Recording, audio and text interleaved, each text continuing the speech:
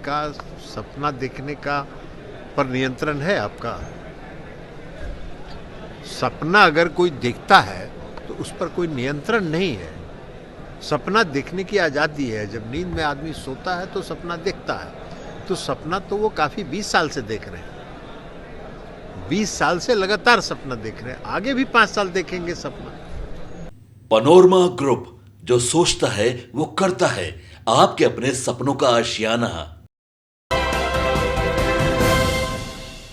नमस्कार, आप देख रहे सिटी पोस्ट लाइव और आपके साथ मैं हूं अंजलि। मुख्यमंत्री नीतीश कुमार प्रगति यात्रा पर निकल चुके हैं और इस पर कई नेता अपने अपने बयान दे रहे हैं, अपनी अपनी टिप्पणी दे रहे हैं। कोई तो समर्थन जता रहा है तो कोई पलटवार करता हुआ नजर आ रहा है। इसी के संदर्भ में केंद्रीय मंत्री ललन सिंह का भी बड़ा बयान सामने आता है, जब वो कहते हैं कि जब उनसे पूछा जाता है कि प्रगति यात्रा के बारे में आप क्या सोचते हैं, तो उन्होंने कहा कि प्रगति यात्रा अगर हो रही है तो प्रगति तो होगी ही और प्रगति हम करते ही आ रहे हैं और आगे भी करेंगे। अब नीतीश कुमार जी प्रगति यात्रा पर निकले हैं तो वो देखने के लिए निकले हैं कि क्या क्या काम हुआ है और आगे क्या क्या काम करना है।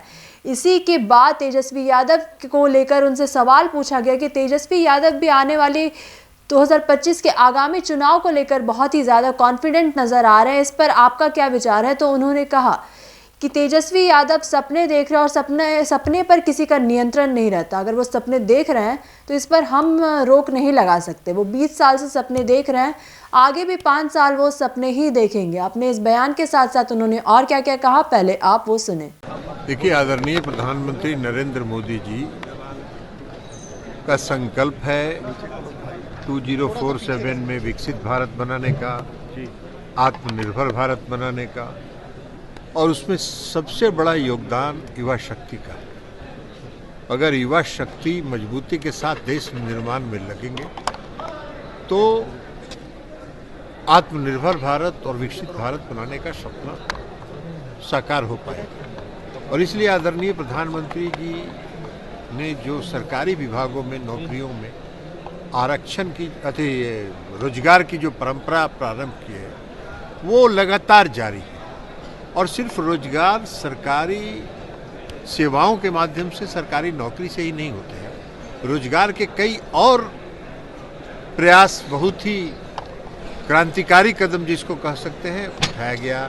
नए स्टार्टअप्स के माध्यम से, एमएसएमई के माध्यम से कौशल विकसित करके लाखों नौजवानों को बड़ी बड़ी कंपनियां जितने हैं उनके साथ भुगतान के आधार पर इंटर्नशिप करा कर कौशल विकसित किया जा रहा है ताकि वो अपना रोजगार प्रारंभ कर सकें। और देश के नौजवान, देश के युवा अपने बल पर, अपने कदमों के बल पर, अपनी मेहनत के बल पर, अपनी प्रतिभा के बल पर आगे बढ़ रहे हैं और हम एक नया कीर्तिमान स्थापित कर रहे हैं रोजगार के माध्यम से, आदरणीय प्रधानमंत्री नरेंद्र मोदी जी के नेतृत्व में। सभी कम्युनिटी से लोगों को सिलेक्ट किया गया। इस कम्युनिटी से सभी से सेलेक्ट होता है। और जो आज के रोजगार मेले में जिन लोगों को नियुक्ति पत्र दी गई है उसमें महिलाओं की, जो बच्चियों की संख्या काफ़ी ज़्यादा है।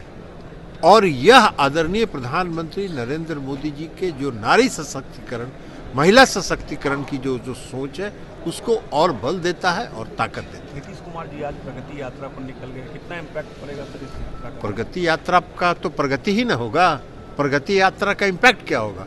प्रगति यात्रा में मुख्यमंत्री नीतीश कुमार जी जाते हैं, जिलों में जाते हैं, वहाँ देखते हैं कि कितना काम हुआ है और क्या क्या काम करने की संभावनाएं हैं। उन संभावनाओं पर फिर आगे काम बढ़ता है, तो प्रगति तो होना ही ना होना है। सर लेकिन एक तरफ सवाल है सर, विपक्ष तेजस्वी खासकर ये एक बात कह रहे हैं, नो पॉलिटिकल क्वेश्चन हियर।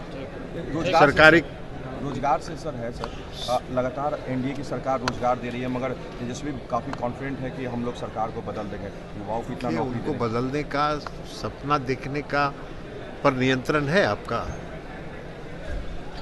सपना अगर कोई देखता है तो उस पर कोई नियंत्रण नहीं है। सपना देखने की आज़ादी है। जब नींद में आदमी सोता है तो सपना देखता है, तो सपना तो वो काफ़ी 20 साल से देख रहे हैं। 20 साल से लगातार सपना देख रहे हैं, आगे भी 5 साल देखेंगे सपना। तो सपना देखना कोई बुरा नहीं है, लेकिन जरा अपने पिछले अपने माता पिता के कार्यकाल को भी देखें। बिहार का बजट 25,000 करोड़ होता था, आज बिहार का बजट है 2,72,000 करोड़। कहाँ से कहाँ बिहार पहुँचा ये उनको नहीं दिख रहा, बिहार की जनता को दिख रहा है। तो इसलिए सपना देखने वाले को जनता समय पर जवाब दे देती। तो आप सुन रहे थे क्या कुछ कह रहे थे केंद्रीय मंत्री ललन सिंह। उनका साथ ही साथ ये भी कहना था कि तेजस्वी यादव जी को याद रखना होगा कि उनके माता पिता के शासनकाल में पहले बिहार का कितना बजट था और अब नीतीश कुमार जी की सरकार में कितना बजट है अभी। वहीं इसी के साथ साथ उन्होंने कहा कि सपने देखने वालों को जनता 2025 के चुनाव में जवाब जरूर देगी। तो आपने सुना क्या कुछ कहा केंद्रीय मंत्री ललन सिंह ने, हमने आपको सुनाया। तो फिलहाल इस खबर में बस इतना ही। इसी प्रकार की खबरों के लिए बने रहे सिटी पोस्ट लाइव के साथ। आपका धन्यवाद। वीडियो को लाइक करें, शेयर करें और चैनल को सब्सक्राइब करना बिल्कुल ना भूलें।